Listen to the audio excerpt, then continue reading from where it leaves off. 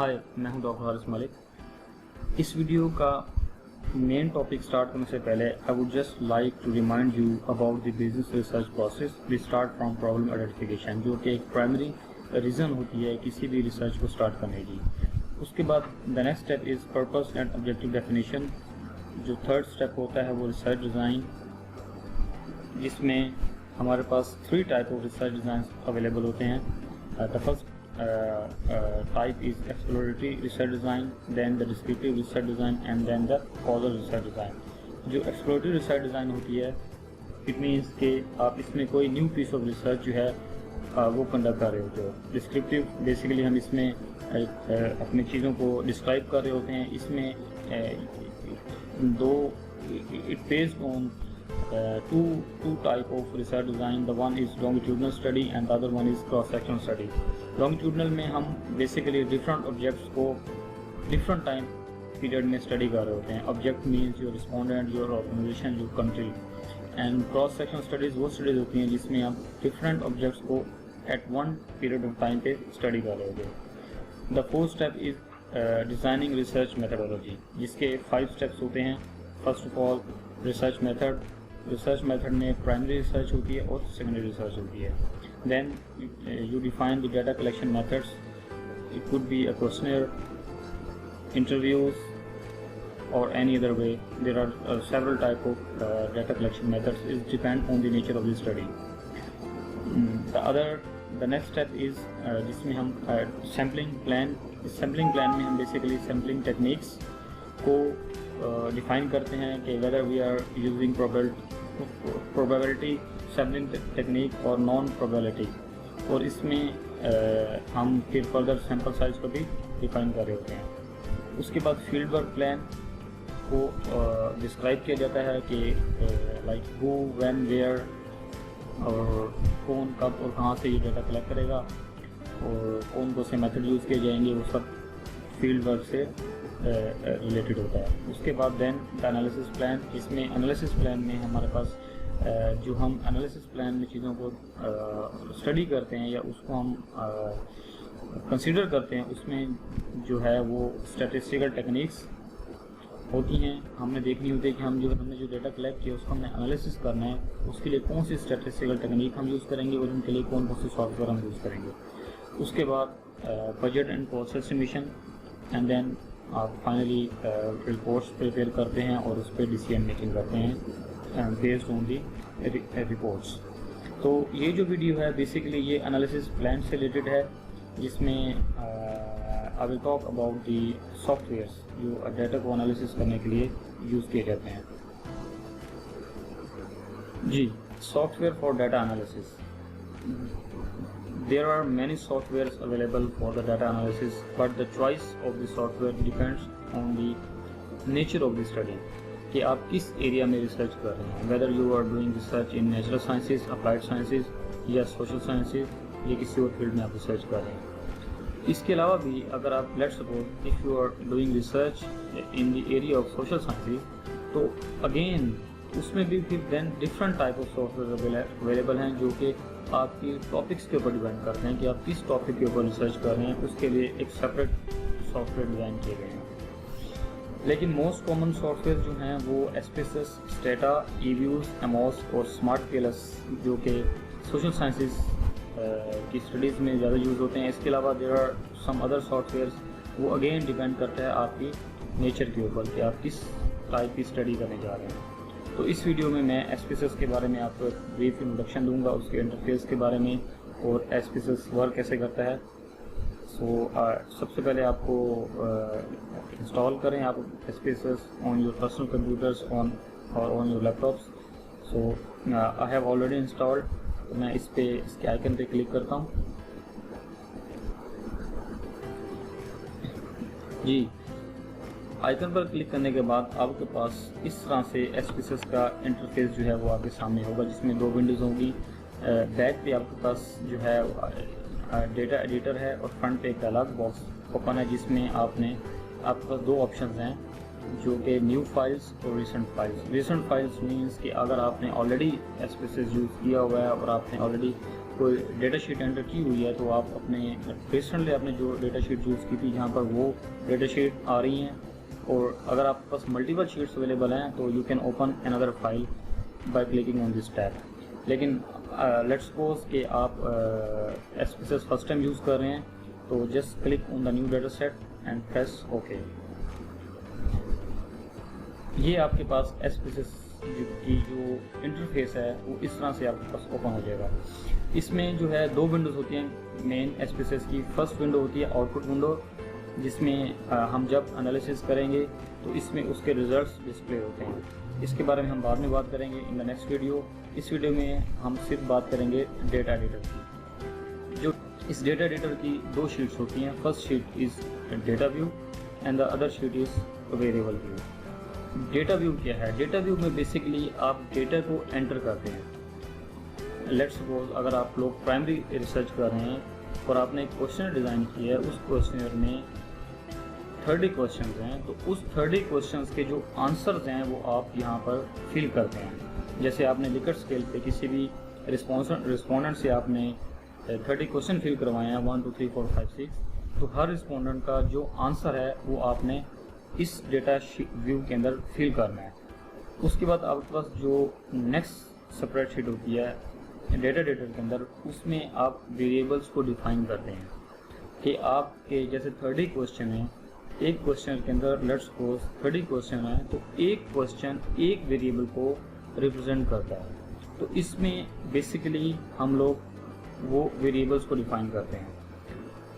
अगर हम इसकी वेरिएबल व्यू की कुछ टूल्स बार्स के ऊपर जाएं, तो यहाँ पर हमारे पास जो सबसे पहला ऑप्शन है ओपन डेटा डॉक्यूमेंट, कि आपने ऑलरेडी कोई डेटा फाइल सेव की हुई है तो आप यहाँ से क्लिक करके वो प्रीवियस डेटा फाइल अपनी जो है वो आप ओपन कर सकते हैं। इसके बाद ये दो सेल एक्टिव नहीं हैं। इसके बाद थर्ड जो है वो है रिसेंटली यूज द लॉग्स। अगर आपने कोई रिसेंटली कुछ यूज़ किया तो वो यहाँ से भी आप ओपन कर सकते हैं।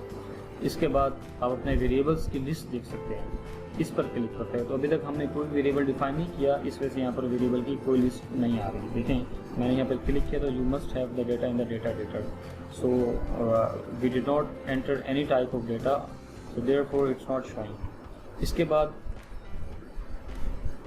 इंसर्ट वेरिएबल, कि आप अगर मैं यहाँ पर क्लिक करूँगा तो यहाँ पर एक वेरिएबल फर्स्ट वेरिएबल जनरेट हो जाएगा। अब अभी ये सेल जो हैं ये रोज़ एक्टिव नहीं है क्योंकि मैंने अभी तक कोई भी इसमें डेटा एंटर नहीं किया। तो इसके दो तरीके हैं, एक आप इस पर प्रेस करके भी आप डेटा एंटर कर सकते हैं और सिंपली एक यहाँ पे क्लिक करके भी आप कोई भी नेम टाइप करेंगे तो ये सेल आपका एक्टिव हो जाएगा। इसके अलावा अगर आपने ये शीट में से अपने फाइल को स्प्लिट करना है तो इसके लिए यूज़ होता है, और ये कोई भी आपने कोई केस या कोई वेरिएबल सेलेक्ट करना तो उसके लिए है। So let's start with the variable definition. अच्छा, इससे पहले मैं आपको डेटा व्यू के बारे में भी कुछ बताता जाऊँ। सेम ये दो चीज़ें सेम हैं, इसमें भी वही है कि आपने कोई किसी भी वेरिएबल को डिफाइन करना है, और इसमें भी आपने कोई केस मीन्स आपने डेटा इंसर्ट करना है। इसमें जब क्लिक करूँगा तो यहाँ पे एक केस इंसर्ट हो जाएगा, आई विल शो यू। और ये इंसर्ट वेरिएबल है कि अगर आप कोई एडिशनल वेरिएबल इंसर्ट करना चाहते हैं तो ये उसके लिए टैब है। और बाकी वही स्प्लिट है, और यहाँ पर कोई सिलेक्ट आपने कोई केस सेलेक्ट करना है, और कोई वेटेज आपने वेट दी हुई है किसी केस को तो उसके लिए है। ये जो है values labels, I will discuss about this thing later. First let me show you about the variable view. Variable view में लेट्स सपोज आपने एक क्वेश्चन के अंदर आपके पास 30 क्वेश्चन हैं। डेफिनेटली मैंने पहले ही बताया कि एक क्वेश्चन एक वेरिएबल को डिफाइन करता है।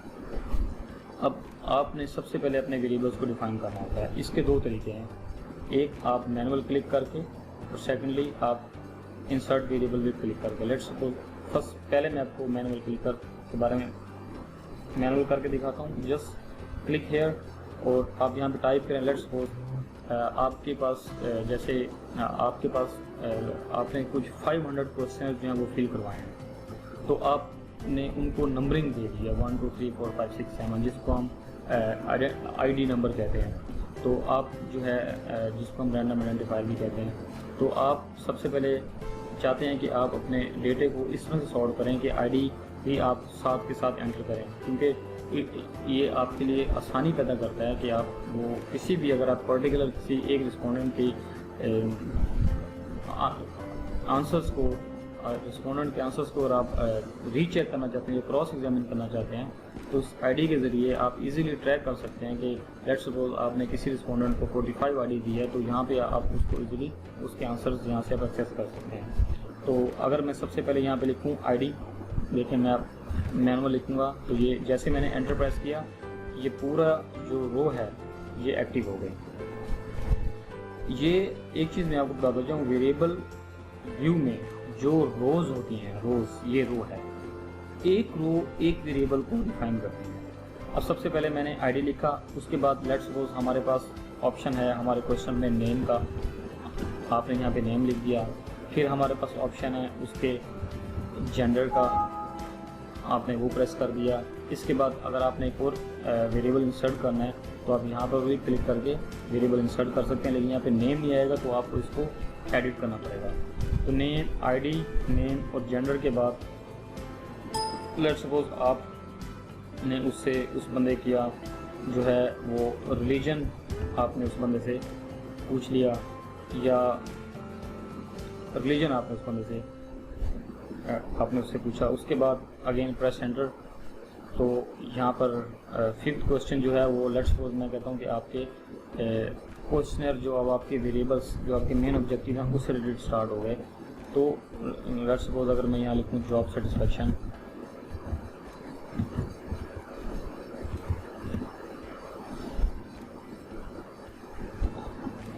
सॉरी ये इशू इस वजह से आया कि इसमें स्पेस नहीं होनी चाहिए। तो जॉब सेटिस्फैक्शन, सी आप जब भी किसी भी वेरिएबल का नेम इंसर्ट करेंगे, आप उसको कैपिटल वर्ड में यूज़ करें, स्मॉल वर्ड में यूज़ करें, उसके दरमियान में आप अपना जो डैशेस हैं वो यूज़, सेमी कॉलन जो होता है वो यूज़ करें, या आप उसमें जो है स्पेस एटलीस्ट उसके अंदर नहीं होनी चाहिए। तो ये अब आप इस 5 वेरिएबल से जो बेसिकली ये देखें कि फर्स्ट वेरिएबल में आपका ये एक वेरिएबल है और ये पूरी रो इस वेरिएबल को रिप्रेजेंट कर रही है। Second variable, third variable, fourth variable और फिफ्थ वेरिएबल। अब जब हम यहाँ पे वेरिएबल डिफाइन करते हैं तो इसका इम्पैक्ट डेटा व्यू में कैसे जाता है। Let me open the data view. यहाँ देखें जो आपका फर्स्ट यहाँ पे वेरिएबल था जो कि ये वर्टिकल फॉर्म में है, जो इस रो में है बेसिकली फर्स्ट वेरिएबल, वो डेटा व्यू में फर्स्ट वेरिएबल आपका ये कॉलम फॉर्म में आ जाता है।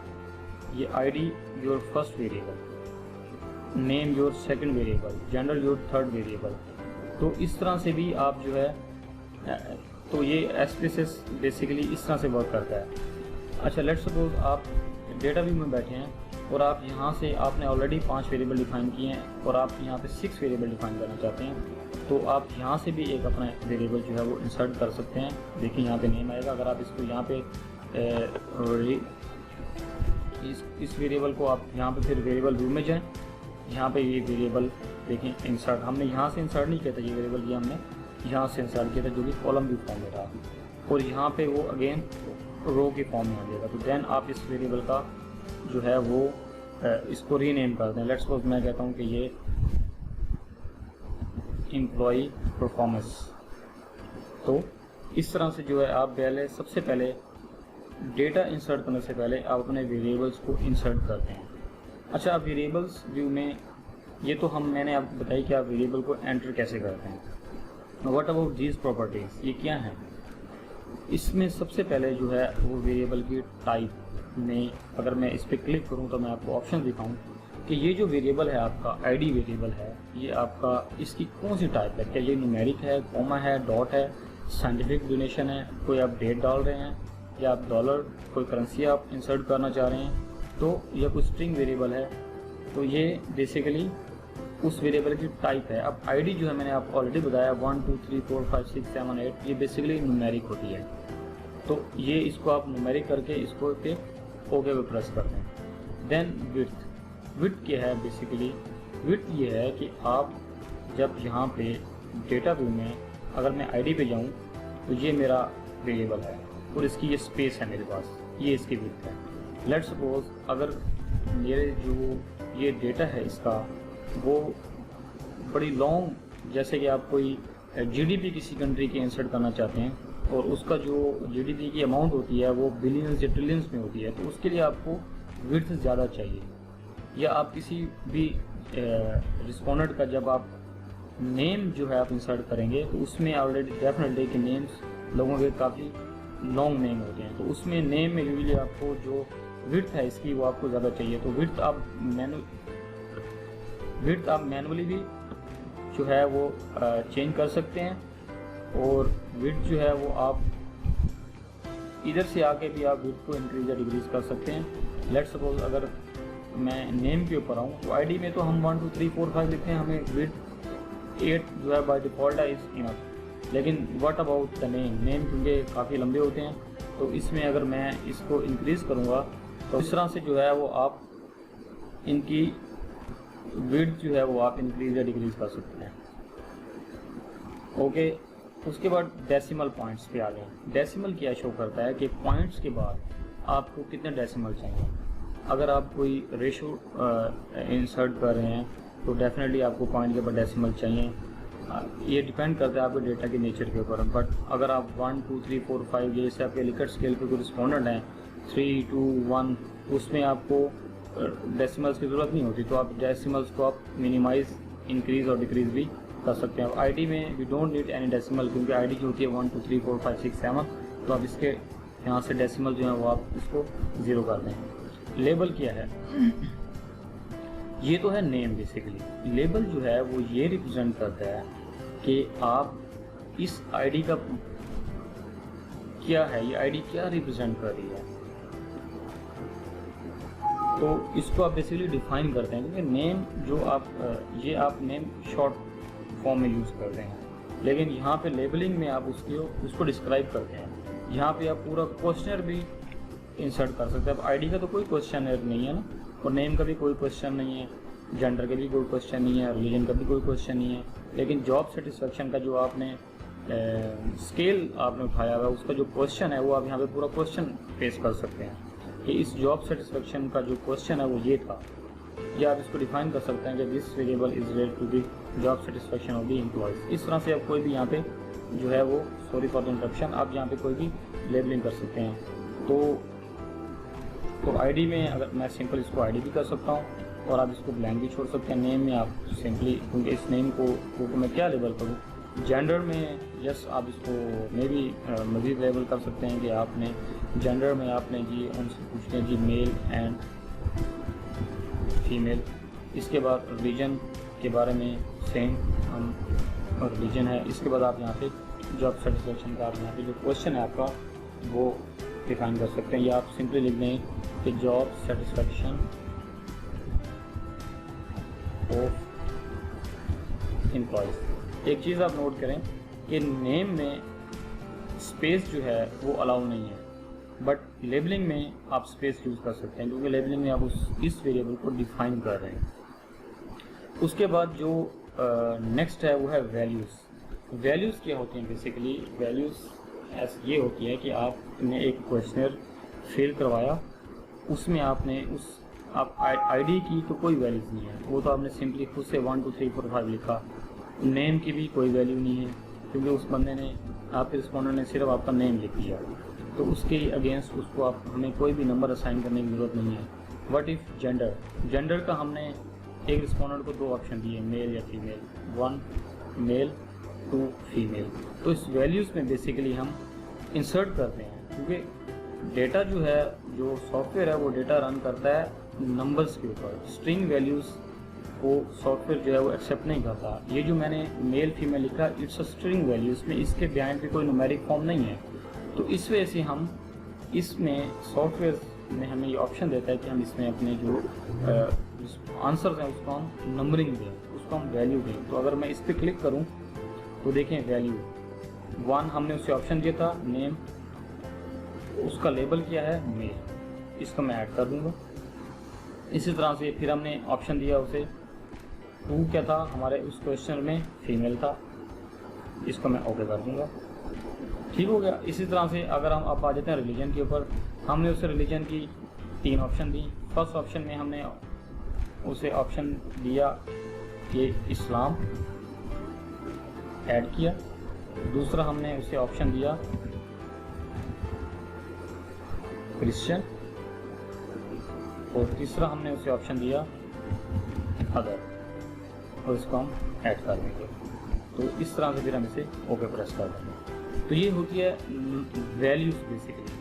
और सिमिलरली अगर आप जैसे अब आपने किसी भी रिस्पोंडेंट से अपने क्वेश्चन पूछा उसकी जॉब सेटिस्फेक्शन से रिलेटेड, तो उसको आपने 5 लिकट स्केल के ऊपर मेजर किया, तो आपने से 5 ऑप्शन दिए, जिसमें जैसे अगर मैं आपको लिकट स्केल के बारे में बताता जाऊँ, जैसे आपने उसे फर्स्ट ऑप्शन में वैल्यू, फर्स्ट ऑप्शन दिया आपने उसे स्ट्रॉन्गली,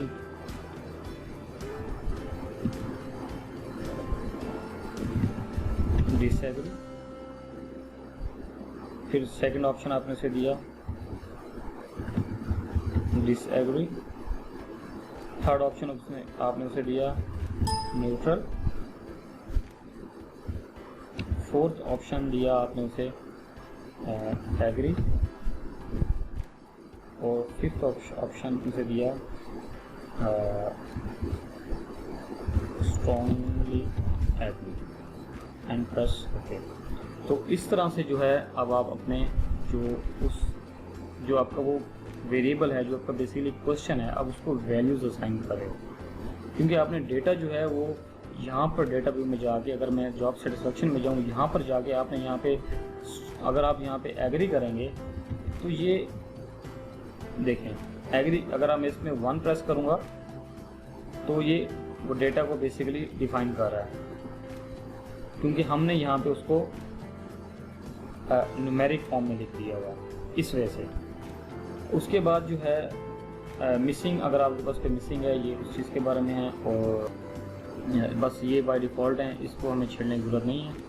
और अगर मैं अब नेम है, अब नेम मैंने आपको बताया था कि नेम के आपके पास जो रिस्पॉन्डेंट होते हैं उनके डिफरेंट नेम्स होते हैं, तो वो नेम्स के अगेंस्ट कोई वैल्यू नहीं होती। तो अगर मैं नेम की टाइप पे जाऊँ तो इसको हम स्ट्रिंग जो है वेरिएबल होता है, क्योंकि आपने इसमें सिर्फ नेम लिखना है उस रिस्पॉन्डेंट का। उसमें देखिए इसमें एक और चीज़ भी है, इस नेम में आपके कितने करैक्टर होने चाहिए, हमने यहाँ पे 8 करैक्टर्स डिफाइन किए हैं। तो ये इसकी वजह से जो है वो उसकी जो 8 करैक्टर से ज़्यादा अगर लॉन्ग नेम होगा तो वो स्टेटा उसको ज़्यादा एक्सेप्ट नहीं करेगा। तो यहाँ से आप लेट्स सपोज आप यहाँ से 20 करैक्टर जो है वो इसको अलाउ कर दें। तो अगर आप यहाँ पे नेम में जाकर अगर आप कोई 20 करैक्टर तक का नेम भी आप यहाँ पे इंसर्ट कर सकते हैं। तो ये तो है बेसिकली आपकी क्या कहते हैं उसको, वेरिएबल्स को डिफाइन करना। जो आपके क्वेश्चन में जितने भी क्वेश्चंस होते हैं उनको आपने यहाँ पे डिफाइन कर दिया। लेट्स सपोज कि हमारे इस क्वेश्चन में एक एग्जाम्पल में हमारे पास सिर्फ 6 क्वेश्चन थे। आईडी था, नेम, जेंडर, रिलीजन और जॉब सेटिस्फेक्शन और एम्प्लॉय परफॉर्मेंस। ठीक हो गया। अब आ जाते हैं हम डेटा व्यू के ऊपर। ये इस तरह से आप वेरिएबल्स को डिफाइन करते हैं रोज़ की फॉर्म में। अब आ जाएं डेटा व्यू के ऊपर। अब डेटा व्यू में अगर आप आते हैं तो देखें, मैंने आपको पहले ही बताया था कि वेरिएबल व्यू में जो एक हॉरिजॉन्टल फॉर्म में जो वेरिएबल होता है वो इधर डेटा व्यू में कॉलम की फॉर्म में आ जाता है, क्योंकि यहाँ पे आपने डेटा इंसर्ट करना है। अब लेट्स सपोज आपके पास फर्स्ट रिस्पोंडेंट है ये, और आपने 10 रिस्पोंडेंट से आपने क्वेश्चन फिल करवाया। ये 7 रिस्पोंडेंट, ये 3rd रिस्पोंडेंट, ये 4th रिस्पोंडेंट, ये 5th, ये 6th, ये 7th, ये 8th, ये 9th और ये 10। ये आपके पास 10 रिस्पोंडेंट हैं। अगर मैं अब यहाँ पे नेम लिखूँ, अली, उमर, अरशद, ज़ारा, शुमैला, शुएब, सावर, मुजफ्फर, मुज्तबा और लेट्स सपोज मैं, ये आपके पास फर्स्ट रिस्पोंडेंट, उसका नेम अली, उसका जेंडर क्या है, नाउ दिस इज इम्पोर्टेंट। अब देखें अगर मैं यहाँ पे 1 इंसर्ट करता हूँ, व्हाट डज इट मीन, 1 का क्या मतलब है। अगर आप यहाँ पे पीछे जाएं और हम इसकी जेंडर की वैल्यूज़ पे जाएं तो आप यहाँ पे देखें आपने 1 को क्या असाइन किया हुआ है। 1 मीन्स मेल और 2 मीन्स फीमेल। तो आप यहाँ पे अली, क्योंकि ये अपना मेल है तो आपने इसे 1 दे दिया। Umar is also male, Arshad also male, Zara is female, Shamala is female, Sheb is male, Khawar is male, Muzaffar is male, Mutba is male and Umair is male. So अब आपको आई होप समझ आ रही होगी कि किस तरह से हम अपने डेटा को डेटा की एंट्री करते हैं एसपीएसएस में from the questionnaire. The third option जो था हमारे पास रिलीजन का था। अली जो है उसने ही इज़ अ मुस्लिम, तो उसने हमने उसको ऑप्शन दिए थे 3। अगर आप यहाँ पे रिलीजन पे आएँ 1 2 3, तो इसका जो क्वेश्चन था आपके सामने उसमें उसने 1 सेलेक्ट किया, उमर ने भी 1 सेलेक्ट किया। तो अली ने अपने क्वेश्चनर में, ये हम सिर्फ एक क्वेश्चनर की एंट्री कर रहे हैं जो कि अली का क्वेश्चनर है जो अली ने फिल किया है। उसका आईडी नंबर 1 है, उसका नेम अली है, वो मेल है और उसका रिलीजन 1, उसने 1 पे क्लिक किया। 1 क्या है मैंने यहाँ पे ऑलरेडी आपको दिखाया है कि 1 is Islam, 2 is Christian and 3 is other. उसके बाद हमने उसे ऑप्शन दी थी 5 लिकट स्केल पे उसकी जॉब सेटिस्फेक्शन के बारे में। लेट्स सपोज ही इज़ कोई भी हमने उससे क्वेश्चन पूछा और उसने उसका सेकंड जो है ऑप्शन पे क्लिक किया 2 सेकंड नंबर पे, तो हम यहाँ पे 2 इंसर्ट करेंगे। और इसी तरह से एम्प्लॉय परफॉर्मेंस के बारे में भी उसने लेट्स सपोज 1 पे क्लिक कर दिया। Now what is 2 and 1। अगर मैं एम्प्लॉय सेटिस्फेक्शन के ऊपर जाऊँ, ये जॉब सेटिस्फेक्शन के ऊपर सॉरी, तो यहाँ पे आप देखें कि 2 इज़ डिसएग्री, तो वो डिसएग्री कर रहा है जो भी हमने उससे क्वेश्चन पूछा उससे। सो इसी तरह से जो है हम बाकी अब यहाँ पे हम एक क्वेश्चनर की हमारी यहाँ पे एंट्री कंप्लीट हो गई। इस टैब में, इस रो में हमने फर्स्ट क्वेश्चनर की, जो हमारे पास फर्स्ट क्वेश्चन है उसके जितने भी क्वेश्चन थे उनकी हमने यहाँ पे एंट्री कर ली। अब आप सेकंड क्वेश्चन उठाएं जिसको आपने नंबर 2 असाइन किया हुआ है। उसका रिस्पोंडेंट का नेम उमर है, उसका मेल जेंडर है, उसने ऑलरेडी उसको टिक किया हुआ है। रिलीजन उसका अगेन इस्लाम है। उसका आंसर जो उसने क्लिक किया, लेट्स सपोज उसने 3 पे टिक किया और उसने 5 पे टिक किया। इसी तरह से अरशद इज़ ऑल्सो मेल, इसने 2 पे और इसने 4 पे। ये मैं सिर्फ रैंडमली कर रहा हूँ जस्ट टू शो यू कि किस तरह से आप डेटा जो है इंसर्ट करते हैं। इस तरह से आप 4 क्वेश्चन उठाएं। ज़ारा है, शी इज़ अ फीमेल और शी इज़ ऑल्सो अ मुस्लिम, और उसका जो आंसर था वो 1 था और यहाँ पे उसका आंसर 5 है। इसी तरह से शमाला, उसने भी रिलीजन 1 सेलेक्ट किया और सेटिस्फेक्शन में उसने 3 सेलेक्ट किया और यहाँ पे 1 सेलेक्ट किया। इस तरह से ये भी 1, और इस तरह से आप कोई भी जो आपके क्वेश्चंस हैं वहाँ से आप देख के उनके यहाँ पे डेटा को आप इंसर्ट कर लें।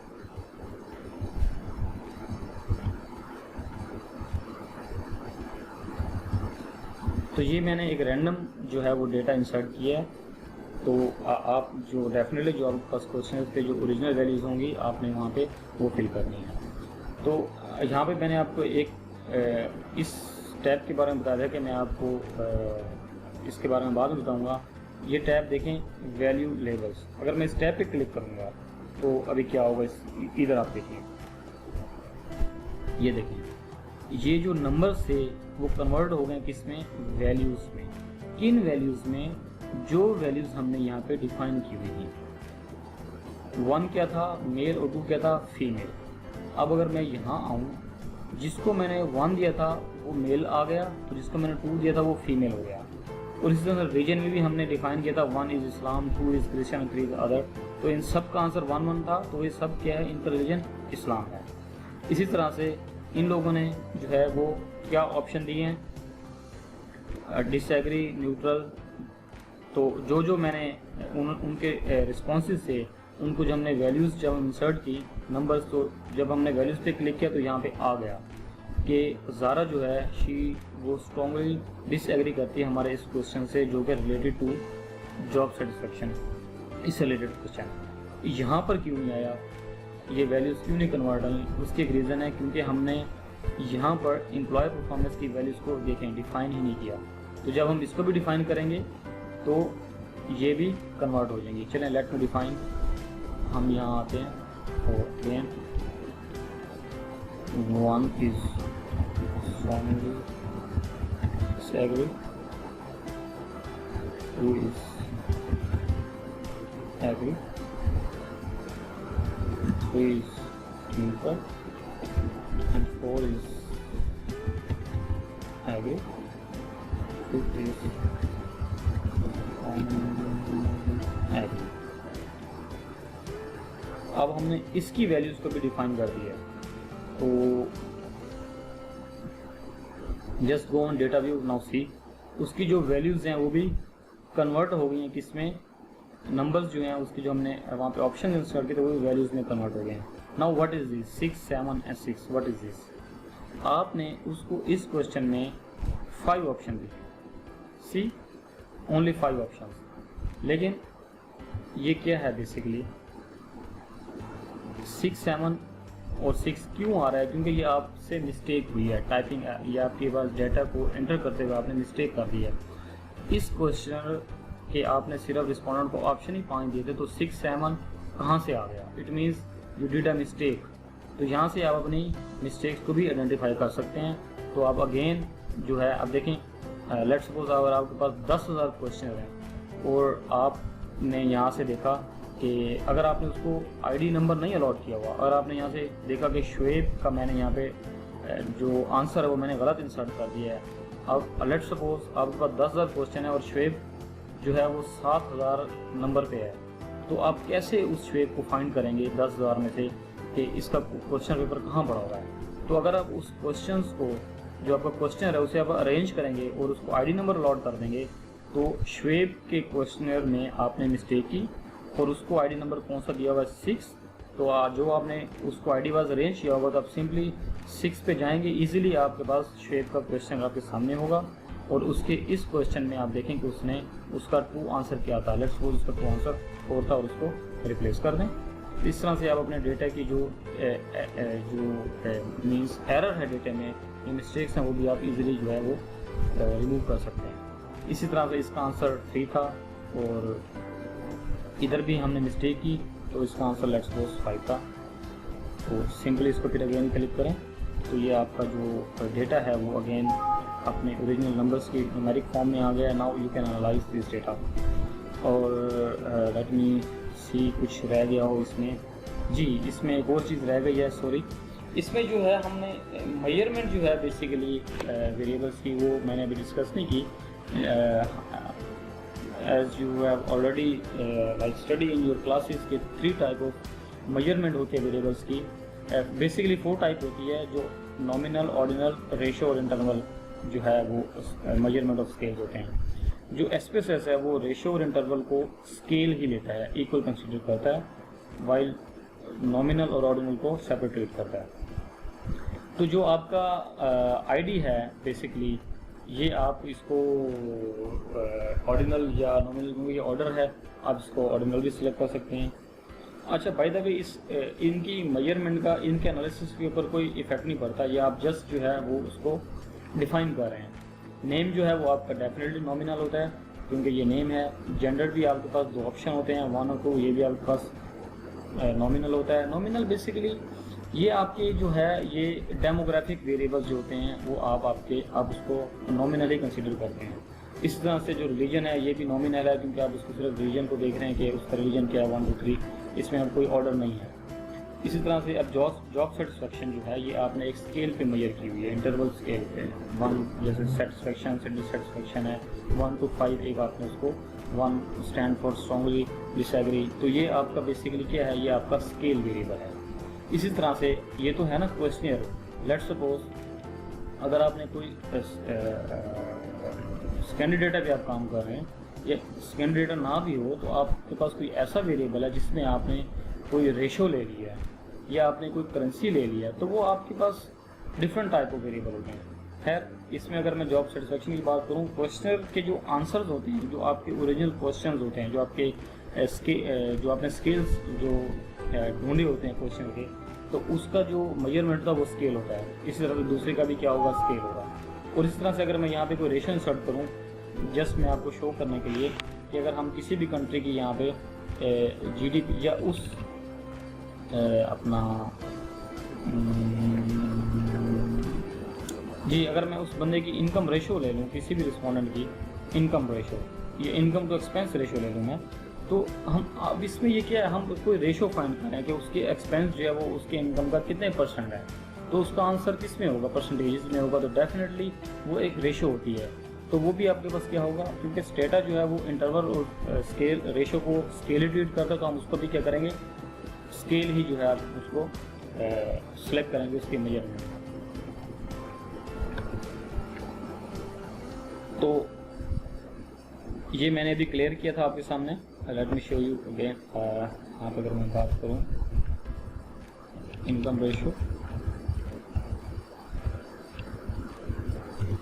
तो लेट्स सपोज आपने कोई अपने डेटा में कोई एक एक्स्ट्रा वेरिएबल इंसर्ट कर दिया है और now you want to delete that extra variable, तो सिंपली आप यहाँ पे भी जाएं और यहाँ पे क्लिक करके उसको क्लियर कर दें, तो वेरिएबल आपका क्या हो जाएगा, देखें, रिमूव हो गया। इसी तरह से अगर आप यहाँ पर क्लिक करके भी इंसर्ट वेरिएबल करेंगे तो एक और अगेन आपके पास वेरिएबल भी आ जाएगा।